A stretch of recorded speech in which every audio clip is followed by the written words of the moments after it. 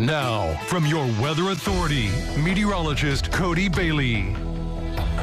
Well, for most of us, it has been a fairly quiet but very warm start to the weekend. We've had a good amount of sunshine mixing with clouds this afternoon as well, but we have had, as expected, at least a few isolated storms developing for part of the tri-state. Very hit or miss, and like we mentioned yesterday in the forecast for today, that it wouldn't be anything to cancel any plans that you had outside for the weekend, but definitely want to have a backup plan. That's the theme of the weekend for the rest of this evening and again for tomorrow as well. But we are starting to enter that very active and stormy pattern, especially through early next week. Yesterday, we mentioned that threat for severe weather on Tuesday from the Storm Prediction Center. They are maintaining that slight risk as well, but they have also added a slight risk for the entire tri-state again on Wednesday. Essentially the same areas, which basically encompasses the whole tri-state. As of now, still fine-tuning the details in terms of the timing, the best chances each day, at least of a time frame. It looks like it's just going to kind of come and go in waves, but it looks like right now all major severe weather ingredients are in play to produce the possibility, at least, of damaging winds, large hail, even some isolated tornadoes. Also the concern, especially deeper into the week that we go with round after round. Each round that comes, we're going to be more and more concerned with a localized flash flooding as well as the ground becomes more saturated, more rain falls as well. So that's something, a kind of a secondary threat that we'll be watching through next week as well. But we do have what's left of some isolated showers and thunder showers down to the south along and north of the Western Kentucky Parkway. We'll zoom in on that here in just a moment, but we'll put this into motion. Obviously, what catches your attention is what's out in southwestern and west central Illinois.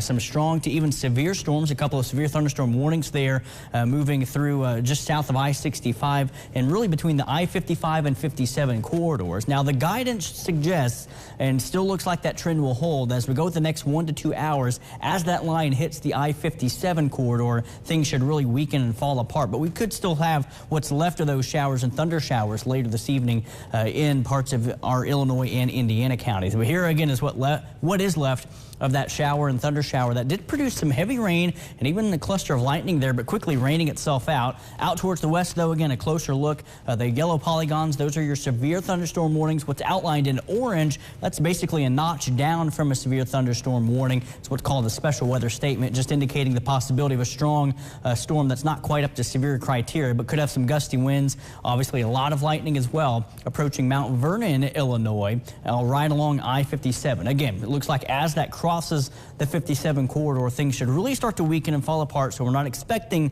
any strong to severe weather, but of course we'll keep a close watch on that line as it moves into our far western fringe counties here within the next couple of hours. But here at home, a little hazy off into the distance, looking out towards the west from our Diamond Valley Federal Credit Union tower camera, but still a good amount of sunshine. Same story in Henderson. That's our Heads Construction tower camera looking down at the US 41 strip in Henderson. Temperature-wise, a little bit of a range given the rain showers and a few more clouds earlier today down to the south. 78 for Calhoun, Owensboro, though, and Beaver Dam all at 77. Madisonville with the rain shower that's to your east, giving some cooler air at 75. But 82 in Princeton, 83 in Carmi. Unofficially, it looked like Princeton this afternoon, at least on the hourly updates, had a high temperature of about 86 degrees. So very warm this afternoon for most of the tri-state. We'll be in that same ballpark tomorrow. Again, much like today, if you have some showers or storms, that's going to keep you a little bit cooler. But I do think we'll be upper 70s to low 80s yet again for our Sunday. But down into the western half of Texas, severe weather unfolding there.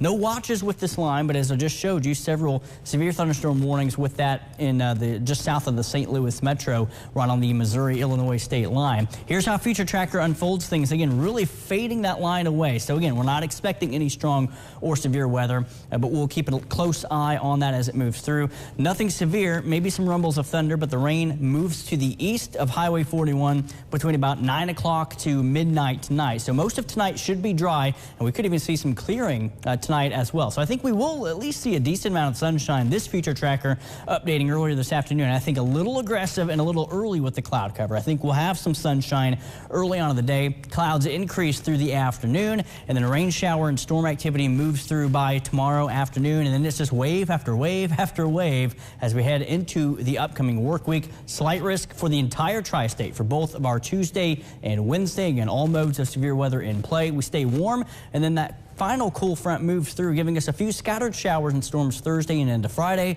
but cooling down for the upcoming weekend. Highs in the low 70s, and lows could be as cool as the upper 40s to around 50 for Friday night and Saturday morning.